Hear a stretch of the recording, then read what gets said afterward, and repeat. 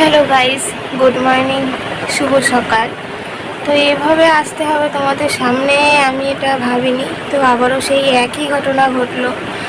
এর আগেও এরকমই হয়েছে, তো এখনই একই ঘটনা ঘটলো। দেখো, এখনও বিছনা টিছনা তোলা হয়নি। এদিকে দেখো সন্টু শুয়ে আছে, আর আমি দেখো মুখ টুক ধুয়ে একটু আসলাম। ঠিক আছে, তো ভাবলাম তোমাদের সাথে একটু শেয়ার করি কথাটা।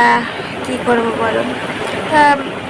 তোমরা সবাই জানো যে, যারা আমার ভিডিও দেখো সবাই জানো যে কিছুদিন আগেই আমার জ্যাঠা মারা গেছে। ঠিক আছে, বাবার সেজো ভাই।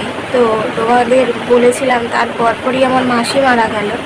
তো তোমাদের বলেছিলাম যে আমার মানে জেঠিমা, মানে জেঠুর যে ওয়াইফ, তিনি অসুস্থ আছে।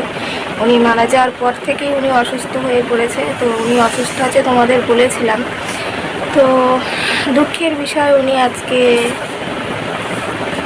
দেহ ত্যাগ করেছে। উনি আজকে মারা গেছে সকালবেলা। তো আমি সকালবেলা ঘুমোচ্ছিলাম, এখন 7টা বাজে। তোমাদের আমি ঘুমটা দেখাই, দাঁড়াও। এই দেখো, এখন 7টা বাজে। তো উনি মারা গেছে তাও 5টার দিকে, 5:30টার দিকে। তো তখন আমি ঘুমোচ্ছিলাম, বাবা আমাকে ডাকলো, ডেকে বললো। তো শরীর আমার জানোই তোমরা, খুবই খারাপ কদিন ধরে। তারপরেও আসছি ভিডিওতে কোনো রকম। আর কালকে রাতে না একটু শুতে লেট হয়ে গেছিলো ভিডিও এডিটিং করছিলাম বলে। আর তারপর থেকে প্রচণ্ড মাথা যন্ত্রণা, মাথায় তুলতে পারছিলাম না। তো রাতে 3টে নাগাদ, রাত্রিবেলা আমি ওষুধ খেয়েছি, বিস্কুট খেয়ে তারপরে ওষুধ টষুধ খেয়েছি। দেখো জলের বোতল টোতল সব রাখা রয়েছে, দেখো ওখানটায়। তো ওষুধ টষুধ খেয়েছি, তারপরে ঘুমিয়েছি। তো একটু মানে চোখ প্রচণ্ড জ্বলে যাচ্ছে, একটুও তাকাতে পারছিলাম না। বাবা বলল, তারপরে বললাম ঠিক আছে, আমি উঠছি। তো উঠলাম, উঠে একটুখানি কথা বললাম, বলে বাবার সাথে আবার একটু শুয়ে পড়লাম। তো 6:30টার সময় আমি উঠলাম, উঠে হচ্ছে গিয়ে মুখ টুক ধুয়ে ওদের সাথে একটুখানি কথা বলে আসলাম। তো জানি না তোমাদের কতটা দেখাতে পারবো, কতটা কি শেয়ার করতে পারবো। তো তোমাদেরকে বললাম কেন যে এরকম হচ্ছে না আমাদের সাথে, ঠিক বুঝতেই পারছি না আমি। একটার পর একটা অঘটন ঘটেই যাচ্ছে। ঠিক আছে, আর বাড়িতে সবার শরীর খারাপ, জানো তো। মানে আমাদের ফ্যামিলিতে আমার শরীর খারাপ, আমার জ্যাঠার ছেলেদের শরীর খারাপ, প্লাস হচ্ছে তাদের বাচ্চাদের শরীর খারাপ, সবার শরীর খারাপ মোটামুটি লেগেই আছে। যেন কী হয়ে যাচ্ছে কিছু বুঝতেই পারছি না। তো তোমরা যদি কেউ কিছু বুঝতে পারো বা মানে বলতে পারো যে কেন এরকম হচ্ছে, তাহলে আমার খুব ভালো হয়। যদি কোনো পুজো টুজো বা কোনো কিছু করাতে হয়, তাও আমি করাতে চাই। তো জেঠু মারা গেল প্রায় 1.5-2 মাসের মাথায়, জেঠিমাও মারা যায়।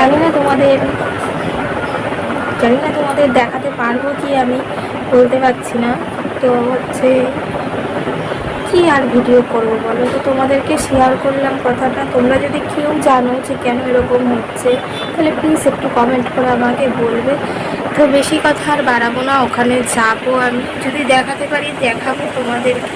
তো দেখি, তারপরে যদি না পারি দেখাতে, তারপরে এসে আমি বাকি ভিডিওটা দিয়ে দেবো। তো এখন ভিডিও এটুকুই থাক, আমি যাই ওখানে। তো চলো।